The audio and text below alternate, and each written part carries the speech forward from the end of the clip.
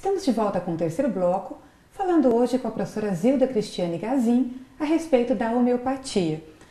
Cris, você nos explicou então que um dos princípios da homeopatia é a diluição.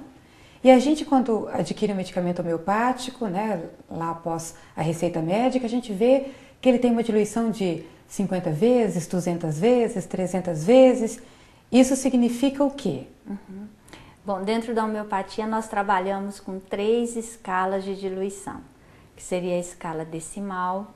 A cada vez que eu diluo, eu vou diluindo 10 vezes. Escala centesimal, cada vez que eu diluo 100 vezes, ou 50 milesimal. Ó, cada vez que eu diluo 50 mil vezes, certo? Como que isso é trabalhado, né? Então, eu posso estar utilizando uma escala decimal para problemas físicos.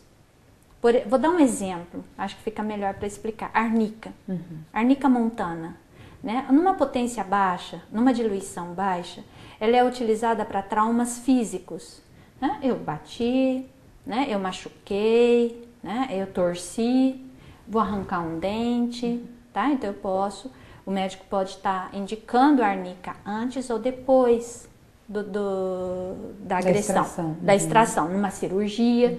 Então, para minimizar aquele trauma físico que o corpo vai sofrer, certo? Eu posso usar a mesma arnica para traumas emocionais, traumas mentais. Quando houve o ataque às Torres Gêmeas nos Estados Unidos, então muitos homeopatas receitaram arnica, numa diluição alta, uma arnica C1000, ó, C1000. Né? Então, centesimal, cada vez que eu diluo 100 vezes, 1000 vezes isso. Então, é muita diluição. É muita diluição. Tá? Mas aí eu vou ter um efeito mais sutil, certo? Então, vai agir a nível mais sutil no organismo, a nível emocional. Eu vou trabalhar as emoções para aquelas pessoas que viram, que sofreram, que perderam as pessoas, certo? Mas, Cris, a gente sempre ouve alguns questionamentos sobre a homeopatia no sentido de que se eu tenho aqui uma solução e eu a diluir 1000 vezes, o que sobrou lá além de água? Ou água e álcool? Preciso te perguntar isso. Certo. Bom, até a diluição 12CH, nós chamamos, você consegue detectar princípio ativo aí. Se você fosse fazer uma análise cromatográfica, você detecta. A partir de 12CH, ou seja, a partir do momento que você ultrapassa o número de Avogadro, 6,02 vezes 10 a 23, você não tem mais nada químico lá, certo? Então aí você tem a energia cinética, a energia quântica, né? Isso que permanece, né? Isso não se mede, Débora. Hoje não temos aparelhos possíveis de medir não isso. Tem, certo? Então fica difícil de você fazer um controle de qualidade desse medicamento. Só que ele vai agir a níveis mais sutis no organismo. Nós não somos só, né, músculos, células, né? Nós somos átomos também. Átomos que têm consciência. Então é aí que vai agir o medicamento numa ultra diluição. E outra, eu vou diluindo e vou agitando o medicamento. Então essa potência do medicamento eu vou conseguindo através da diluição e da agitação. Eu agito 100 vezes. E quando eu agito, olha só o que vai acontecer. Eu tenho moléculas do princípio ativo, eu tenho moléculas do princípio inerte, que é o álcool, a água, eu uso glicerina, substâncias que têm o quê? Pontes de hidrogênio, que vão fazer pontes de hidrogênio com o princípio ativo. Então eu vou tendo rearranjos moleculares. E isso já foi medido, já foi visto o que acontece eletronicamente.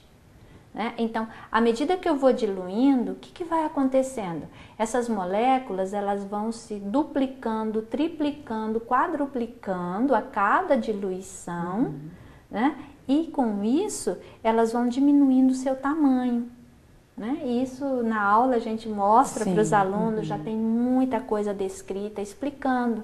Então, imagina um medicamento que a cada diluição eu vou proporcionando o aumento de número de moléculas, até um monte de moléculas. Então, é claro que você ela potencializa realmente. Isso, né? Ela vai ter uma potência muito maior do que aquele que eu tinha 2 moléculas agindo.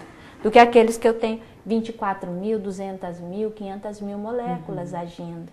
Isso é assim que se explica o efeito, né, a potência do medicamento homeopático. Por isso, ó, físico, emocional, mental, aí eu vou aumentando a potência desse medicamento. Para quem, você já deve ter ouvido isso, né? Para quem sempre acha que o efeito do medicamento homeopático, ele é uma sugestão, né? A pessoa está sugestionada a melhorar e ali seria um efeito placebo. O que você poderia dizer rapidamente para essas pessoas? Certo, homeopatia é placebo? Claro que não. Eu trabalho com planta e com animais, eu nunca fiz experimento homeopático em humanos. Então você não vai chegar num animal, eu já trabalhei com vaca, com cachorros, né? Esses não vão ser sugestionáveis. Tome esse medicamento que você vai saber. Não existe isso. Planta, na planta, o medicamento, a planta é tão sutil, ela capta tanto que você trabalha com diluições assim muito próximas. Você vê uma resposta fantástica. Fiz um trabalho com alface e tomate. Você tinha que ver o tamanho das alfaces que nós tratamos com homeopatia. Só homeopatia. Tomatinho cereja também. Então, uma potência aumentou, outra inibiu. Como é que eu vou explicar que isso é placebo? Que não teve efeito? Claro. E a Como água, que uma planta vai ser sugestionada, e tudo relacionado com o placebo que foi a água, né? O tratamento água. Então, no animal também, você separa grupo controle e grupo tratamento, né? Então, não é placebo. Por quê?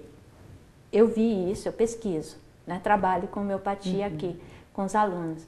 Eu uso homeopatia, né? Então, você fala, não é placebo. Então, as pessoas, elas deveriam experimentar, fazer uma consulta homeopática. Primeira coisa, né? Não acredita. Tá, vai ler a respeito. Não fique só ouvindo o que as outras pessoas falam, né?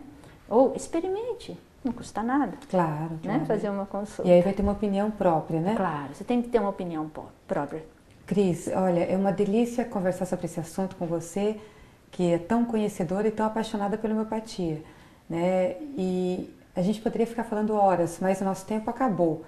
E eu já quero deixar aqui no ar o convite para que você volte para a gente falar de repente só de homeopatia com animais, né? E aí todo mundo que tem animais de estimação ou que tem rebanhos, né? Que queiram aí aproveitar dessa forma tão diferente de tratamento e que a gente ouve muito para o ser humano e pouco para os animais. Então você já está convidada para voltar, tá bom? Muito obrigada, com o maior prazer. Eu também quero agradecer a sua participação e convidá-la para enviar e-mail para o tv@unipar.br. Você pode enviar sugestões, dúvidas, temas, críticas, elogios, aquele que você achar que te aproxima mais do programa Saúde e Consciência. Em breve voltamos e no próximo programa falaremos sobre a qualidade do leite. Até lá!